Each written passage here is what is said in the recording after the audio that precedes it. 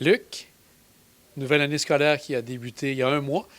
Avant de commencer, pour faire un petit bilan, j'aimerais savoir, ça fait combienième rentrée que tu fais actuellement? Déjà la sixième, ça passe vite, oui. Déjà la sixième année à la barre de l'École secondaire du Mont-Saint-Anne. Et si on évalue le nombre de personnes que tu avais au départ quand tu es arrivé, je pense qu'il y a une bonne augmentation. Et ça l'a vraiment changé. Hein? Dans mes débuts, on était 690 élèves. On est 1150 présentement. Donc, en termes de membres du personnel, en termes de services offerts aux élèves, l'espace, l'utilisation des locaux, oui, ça va avoir pas mal changé en 6 ans, effectivement. Donc, en plus de tout ça, parce que tu as dû voir certaines évolutions, quels sont les événements, outre ça, que tu as vu évoluer pendant ces 6 premières années? Je trouve que j'ai quand même vécu des années un peu anormales. Là. Ça a recommencé avec 3 ans de pandémie, donc du début jusqu'à la fin. On a vécu l'année passée là, une grève quand même assez importante, mais ce que je vais avoir surtout, je trouve, trouvé, c'est un sens de l'innovation vraiment grand, une capacité d'adaptation, de dire les élèves, les nouveaux élèves, cette nouvelle façon de faire là, puis des gens qui ont juste à cœur leur bien-être puis leur réussite. Puis je suis content, c'est une famille, SMSA, c'est une famille au niveau des employés puis au niveau des jeunes, puis d'être capable de dire qu'à 690 versus à 1150, on a gardé cette culture-là. Puis ça, je pense que ça vient avec toute l'entraide des gens entre eux, l'encadrement, la fierté d'être sur la côte de Beaupré. Donc, vraiment content d'avoir préservé ça.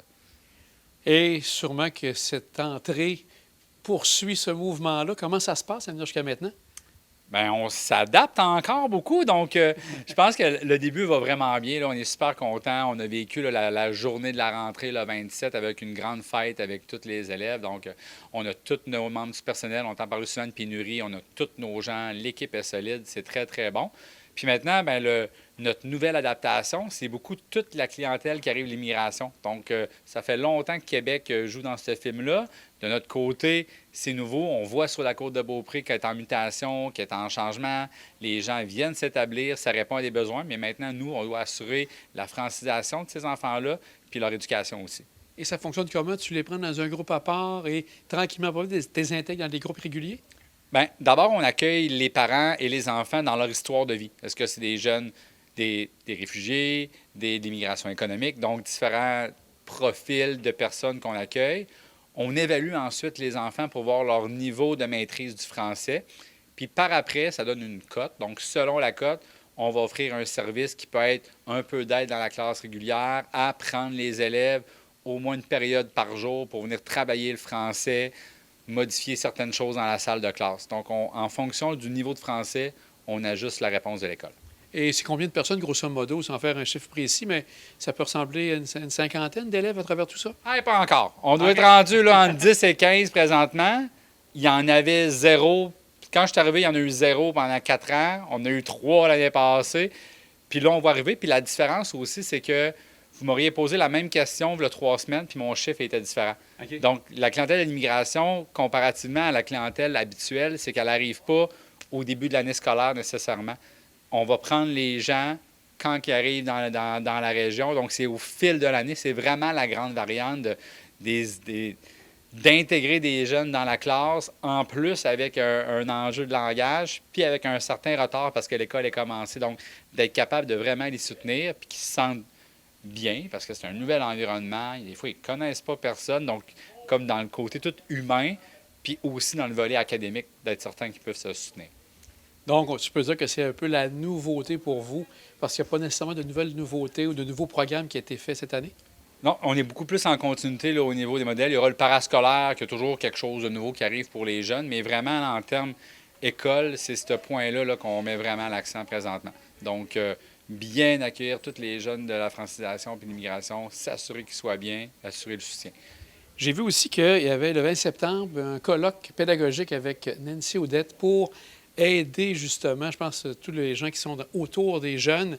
Est-ce que ça incluait les professeurs ou c'était plus les gens qui sont autour, outre les professeurs? C'était n'importe qui travaille dans une école. Donc, on a fait ça avec les écoles primaires, plus l'école secondaire. Donc, on a rassemblé tout ce beau monde-là. On était autour de 150, 160 personnes.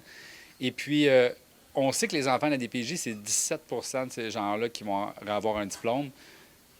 Puis il faut faire quelque chose. Puis la côte de Beaupré, c'est un milieu fantastique, mais c'est un milieu très hétérogène aussi. Donc, on en a une clientèle plus vulnérable. Donc, on voulait bien être certain de comprendre c'est quoi le phénomène.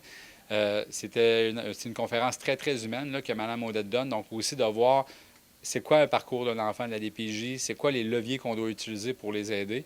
Puis après ça, les personnes peuvent s'inscrire à des ateliers pour aller chercher des outils supplémentaires pour les aider dans leur monde du travail. Mais ça touchait autant une secrétaire qu'un enseignant, qu'un TES, qu'un concierge. Tout le monde peut faire la différence. Donc, c'est un peu là l'idée. Et par la suite, est-ce qu'il y avait des échanges que vous faisiez avec chaque personne? Comment ça s'est passé pour la suite? On va reprendre ça comme école. Donc, il y avait vraiment la conférence, les ateliers, puis ensuite, nous, comme école, ça va être un fil conducteur pour la suite. Puis il va y avoir d'autres ateliers qui vont être aussi offerts pendant l'année sur base volontaire. Nous, on part un club de lecture ici sur les traumas complexes. Donc, on va continuer à mousser ça pour être bien comprendre que ce n'est pas tous les enfants qui arrivent avec le même bagage. Puis si on n'en tient pas compte, on se trompe. Bien, Luc, on voit que c'est bien entamé, puis on voit encore que tout fonctionne bien. C'est une continuité, comme tu disais tout à l'heure. Un grand merci à toi. Hey, merci, c'est bien gentil.